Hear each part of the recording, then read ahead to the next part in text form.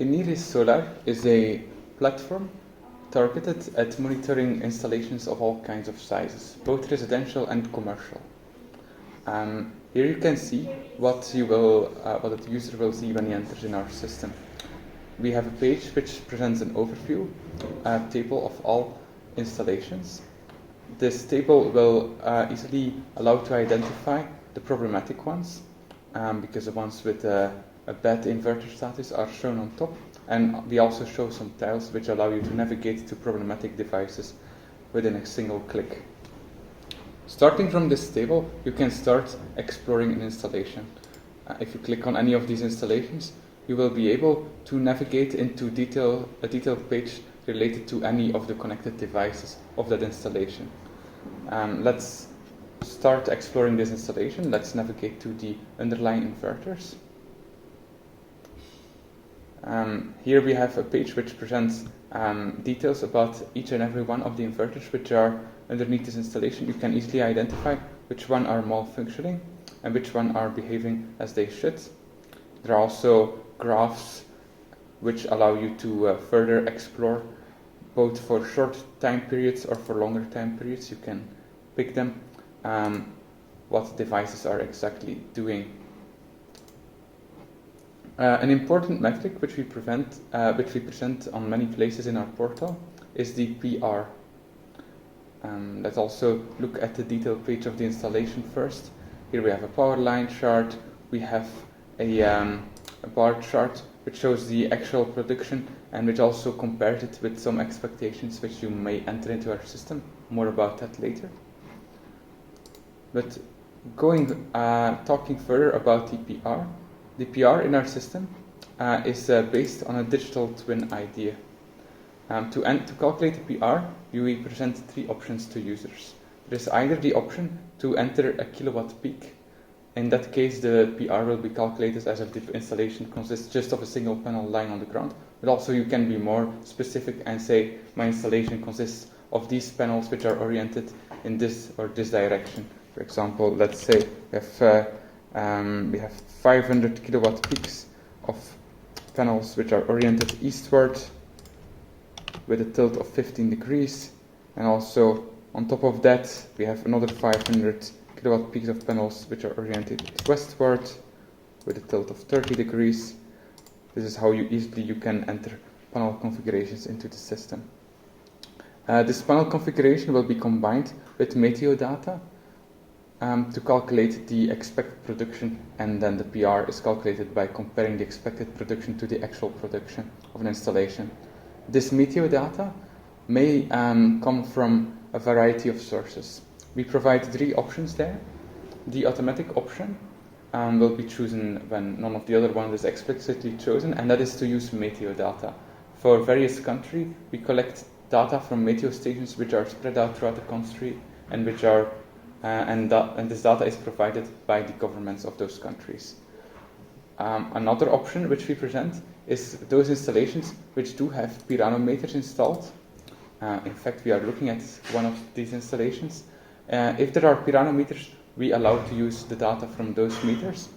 And the third option is to use satellite data. Our calculation for the PR also takes, apart from this irradiation data, temperature sensor data into account. Then other data which you can assign to an installation is you can assign documents to an installation, you can upload files, you can upload data sheets, you can upload detailed images which allow yourself and your end user to easily look into the details about an installation. We also allow for every installation to, if there are any problems, to navigate to a detailed page which shows these devices are experiencing problems. For example, for this installation, we have two inverters which are problematic.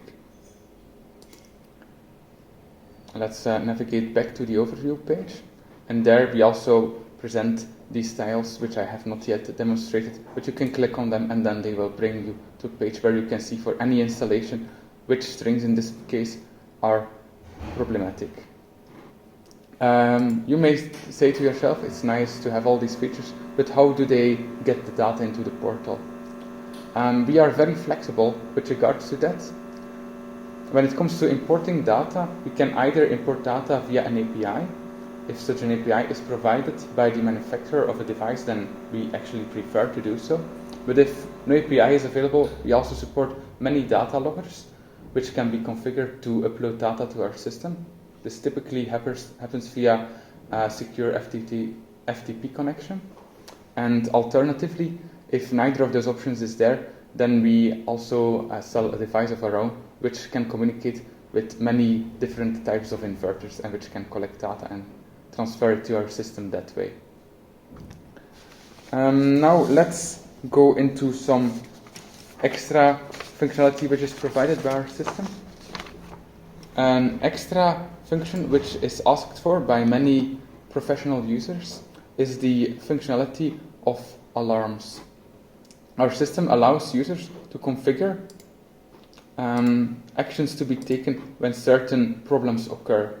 I've already shown you that the problems are easily identifiable in the portal, but then you may also want some actions to be associated with them. So for example, I will now configure an alarm email which should be sent whenever an installation is detected as problematic. For example, installation alarm, let's call it like that. Let's say every hour we want to check whether there is a status alarm for energy installation.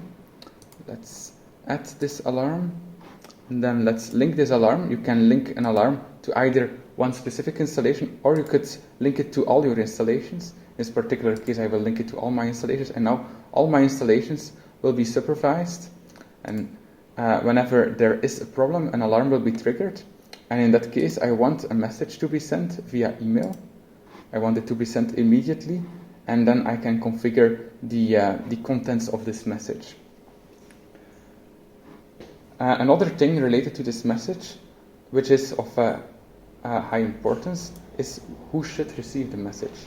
We provide some options there. You can either specify a fixed list of receivers. This is typically chosen for alarm messages which should be sent internal in a company. If you want some internal service email to receive an email whenever anything goes wrong, this is very useful.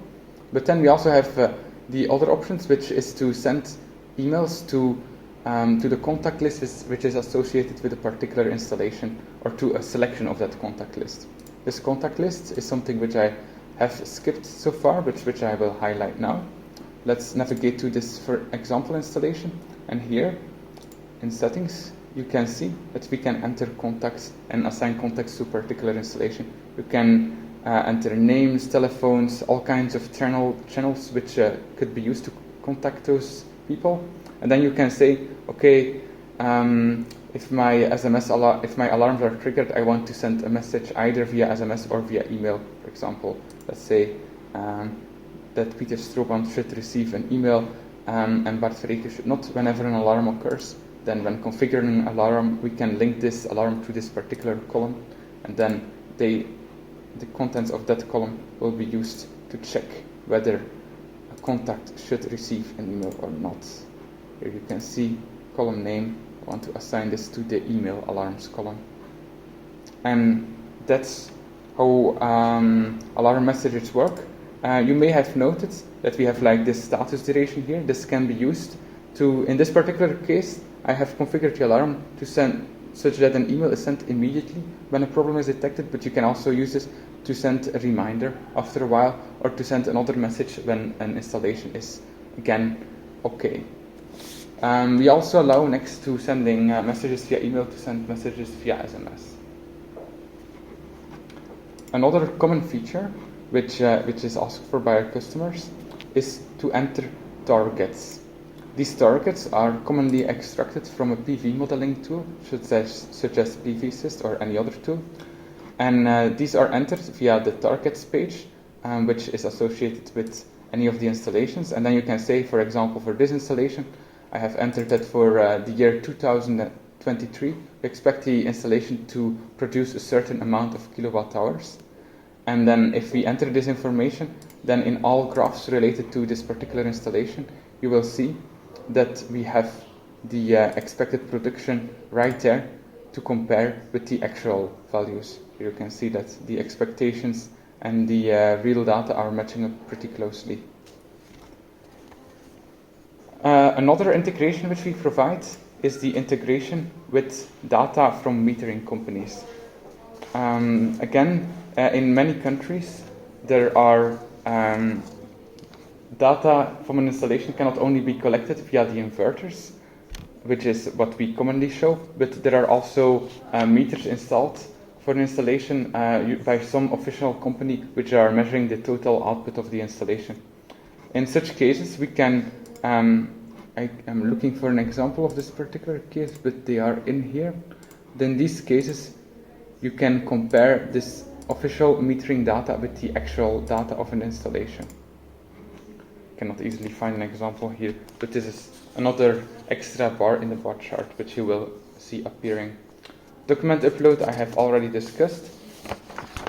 And then another feature is historical data. Whenever we enter a plant in our system, we start monitoring the plant from that point on, but we can also import all historical data for a particular plant on demand. A nice feature which you might appreciate is we provide the option to have brand labeling. That means you can see here you have the logo of our company on several spots. It's also there on the login page, but we provide the option to replace all these references to our own company by references to your company. You can also make this image link to your own company website. So there are options there to make your end users feel like the product they are using is your own personal solution. Something else related to users, which I have not yet discussed, is we allow Indeed to have different end users being added to the system. You can do this via the user management page. And there you will see that for any particular installation, we provide by default 3 types of roles which users can be assigned to. If I add a person to the users role, they will have access to the data of this particular installation, and they will be able to view the data, but they will not be able to change any system settings. It's as easy as entering an email address, and then if they are already in the system, the plant will be added to the visible plants for them, but if they are not, they will receive an automatic email, and this email will contain credentials which allow them to look into our system. Another role which we have is the installers role. Installers can view the data about the installation and can also edit it, and then the admins, they can also edit data from an installation, but they can also manage other users and installers. Related to that, we also provide the option for our customers to tune what they want their end users to see when they log into our system. For example, here you have this particular page which details information about a certain installation, but you can click on this gear icon, and you will be able to select for any kind of user what they should be able to see. For example, say that I don't want my installers to see the performance ratio, then I can remove this from the installer page, and then they will not see the performance ratio bar chart when they are looking at this particular installation. This is mainly helpful when you want alarms to be less prominently visible in the portal of your end users than in your own portal. Another feature which we provide is an API. Our system, all data in our system is actually pulled over our own API, which is also accessible to our end users. So you could, in theory, build your own complete application which has all the capabilities of our own tool, just using our API. This can be very helpful to design an app for your end users. And then also, this API can be used to implement reporting yourselves, but we also have automatic reporting integrated into our system. An automatic report is a report which is sent according to a fixed schedule. It could be every day, every couple of months, every year. And then this report will be generated for one or more installations. And then you can configure the content of the report also via our website. For example, here I have a daily report which is sent for all our installations, and I can configure the contents of this report. I can add personalized text. It goes even further. You could add your own title page or your own headers and footers to any page of the report. And regarding our features, that covers most of them. So I want to thank you for listening to this presentation and for considering and exploring our products.